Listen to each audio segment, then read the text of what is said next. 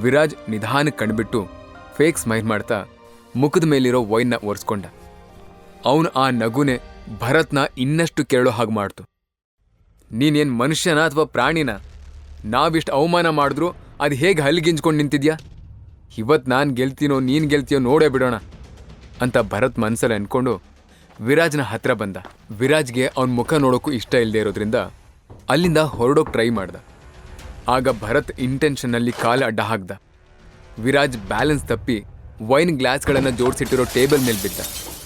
ಎಲ್ಲ ಗ್ಲಾಸ್ಗಳು ಒಡೆದು ಅಲ್ಲಿ ವೈನ್ ಪ್ರವಾಹನೆ ಹರಿಯೋಕೆ ಶುರುವಾಯಿತು. ಆಗ ಭರತ್ ಜೋರಾಗಿ, ಯಾಕೋ ಹೀಗೆ ಮಾಡಿದೆ? ಪಾರ್ಟಿ ಹಾಳು ಮಾಡಬೇಕು ಅಂತಾನೆ ನೀನು ಹೀಗೆ ಮಾಡಿದ್ದ ಅಂತ ಕಿರ್ಚಿದ. ಅವನು ಕಿರ್ಚಿದ ಕೇಳಿ ರಾಹುಲ್ ಮೆಹ್ತಾ, ಸಂಯುಕ್ತ ಕೂಡ ಅಲ್ಲಿಗೆ ಬಂದು, ಈ ಕುಡುಕ್ ನನ್ನ ಮಗನ್ನ ಇನ್ವೈಟ್ ಮಾಡಿದ್ಯಾರು? ಬಂದಿರೋ ಗೆಸ್ಟ್ ಮುಂದೆ ನಮ್ಮ ಮರ್ಯಾದೆ ತೆಗಿಯೋಕೆ ಅಂತಾನೆ ಹೀಗೆ ಮಾಡಿದ್ದೀರಾ ಅಂತ ಕೂಗಾಡೋಕೆ ಸ್ಟಾರ್ಟ್ ಮಾಡ್ದ. ಆಗ ಭರತ್ ಪಾಪಚ್ಚಿ ಥರ ಮುಖ ಮಾಡಿಕೊಂಡು, ಸಾರಿ ಇವನು ಕುಡ್ಕೊಂಡು ಬಂದಿದ್ದಾನೆ ಅಂತ ನನಗೂ ಗೊತ್ತಿರಲಿಲ್ಲ ಭಾವ. ನಮ್ಮ ಮನೆ ಅಳಿಯ ಅಂತ ಒಳಗೆ ಬಿಟ್ಕೊಂಡ್ವಿ, ದಯವಿಟ್ಟು ಕ್ಷಮಿಸ್ಬಿಡಿ ಅಂತ ಹೇಳ್ದ. ಹಾಗೆ ವಿರಾಜ್ನ ಹತ್ರ, ಏನು ಮುಖ ನೋಡ್ತಾ ಇದ್ಯಾ? ರಾಹುಲ್ ಮೆಹ್ತಾ ಕಾಲಿಗೆ ಬಿದ್ದು ಸಾರಿ ಕೇಳು, ನಿನ್ನಿಂದಾಗಿ ಇವತ್ತು ರಾವ್ ಫ್ಯಾಮಿಲಿ ಮರ್ಯಾದೆ ಎಲ್ಲ ಹಾಳಾಯ್ತು ಅಂತ ಹೇಳ್ದ.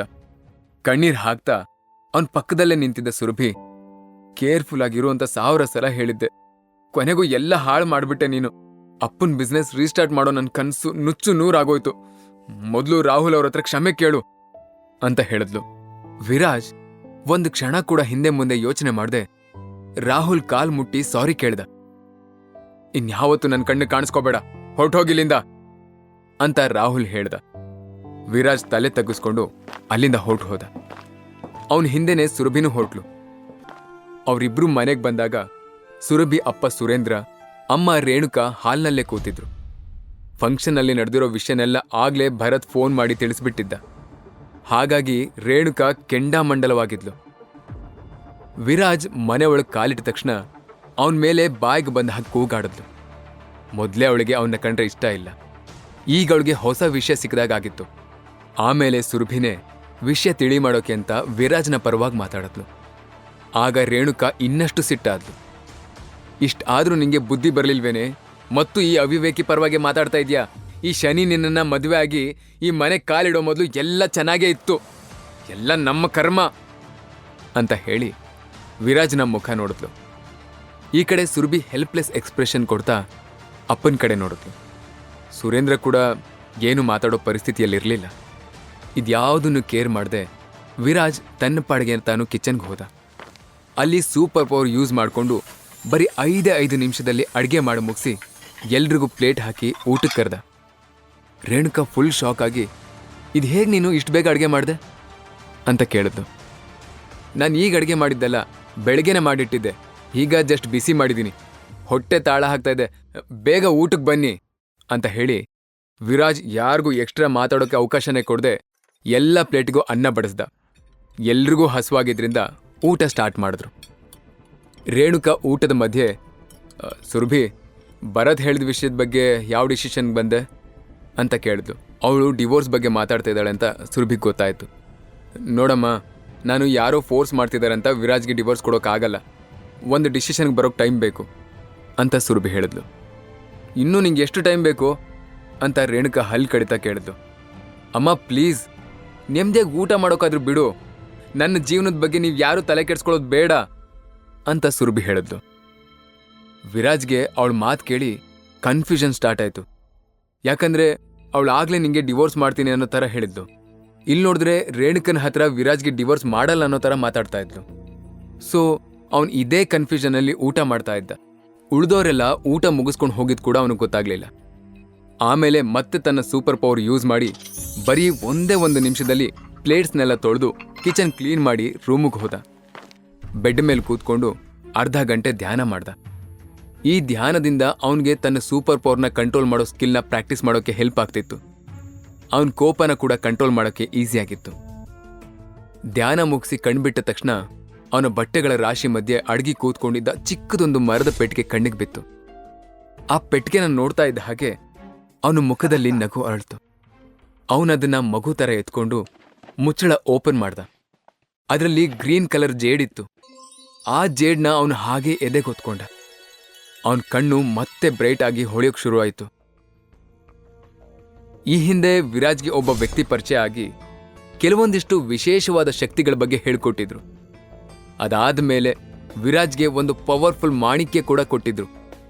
ಅವ್ರು ಯಾಕಿದನ್ನ ವಿರಾಜ್ ಕೊಟ್ರು ಅಂತ ಅವನಿಗೆ ಗೊತ್ತಿರಲಿಲ್ಲ. ಇನ್ಫ್ಯಾಕ್ಟ್ ಈ ಮಾಣಿಕ್ಯಕ್ಕೆ ಯಾವ ಥರ ಶಕ್ತಿ ಇದೆ ಅಂತನೂ ಅವನಿಗೆ ಗೊತ್ತಿರಲಿಲ್ಲ.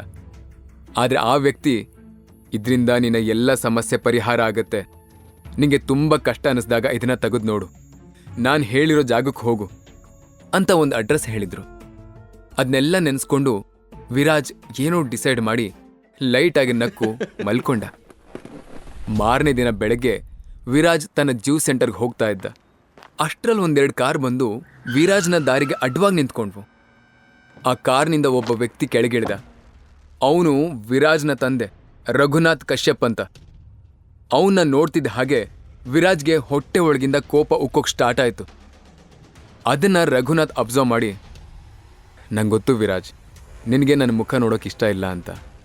ಆದರೆ ನೀನೇ ಒಂದೇ ಒಂದು ಸಲ ನಿಮ್ಮ ತಾತನ ನೋಡೋಕೆ ಬಾ, ಅವ್ರ ಜೀವ ಬಿಗಿ ಹಿಡ್ಕೊಂಡು ನಿನ್ನ ದಾರಿ ಕಾಯ್ತಾ ಇದ್ದಾರೋ ಅಂತ ಹೇಳ್ದ.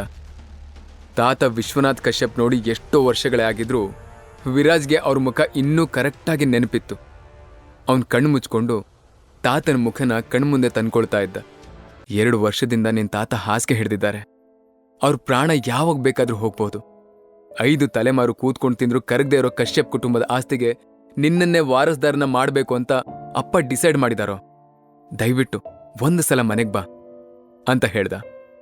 ನನಗೆ ನಿಮ್ಮ ಆಸ್ತಿನೂ ಬೇಡ, ಸಂಪತ್ತು ಬೇಡ, ನಿಮ್ಮ ವಾರಸ್ದಾರಿಕೆನೂ ಬೇಡ.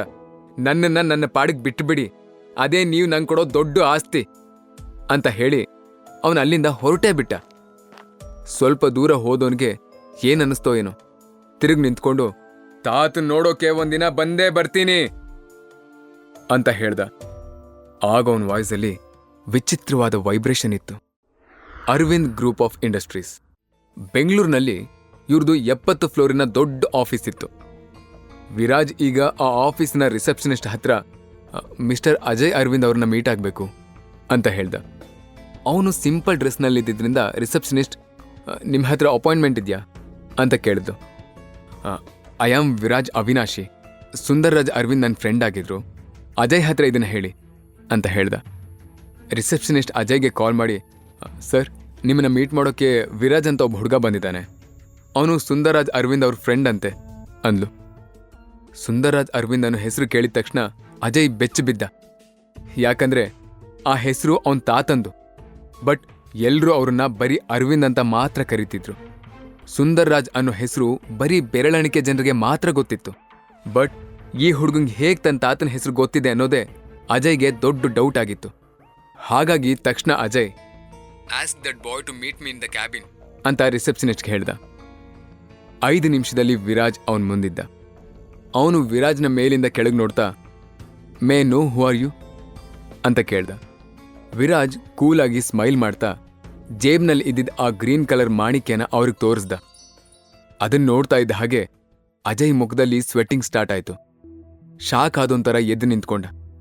ಯಾಕಂದ್ರೆ ಆ ಮಾಣಿಕ್ಯ ಅರವಿಂದ್ ಕುಟುಂಬದವ್ರನ್ನ ರೆಪ್ರೆಸೆಂಟ್ ಮಾಡ್ತಿತ್ತು.